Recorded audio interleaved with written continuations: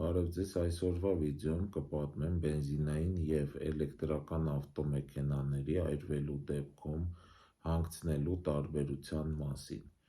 Բենզինային ավտոմեքենաների դեպքում հիմնականում այրվում են վառելիքը ու յուղը,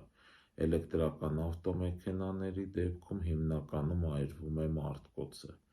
Ջերմաստիճանի պահով բենզինային ավտոմեքենաների դեպքում առաջանում է մոտավոր 800 աստիճան Ցելսիուս ջերմաստիճան,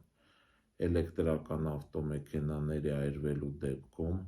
առաջանում է մոտավորապես 2 անգամ ավելի ջերմաստիճան։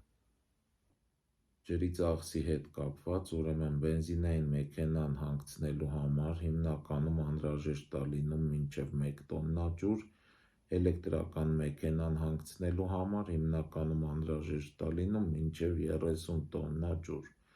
բայց լինում են դեպքեր, որ անհրաժեշտ է լինում մինչև 100 տոննա։ Ժամանակի առումով, ուրեմն բենզինային մեքենան հիմնականում հանգցնում են 5-ից 10 րոպեվա ընթացքում, էլեկտրական մեքենան 1-ից 4 ժամվա ընթացքում, բայց լինում է դեպքեր, որ հանգցնելը տևում է 24 ժամ, այդ դեպքում մեքենան տեղավորում են ջրով լցված կոնտեյների մեջ ու թողում են 24 ժամ, որ լավ հանգի։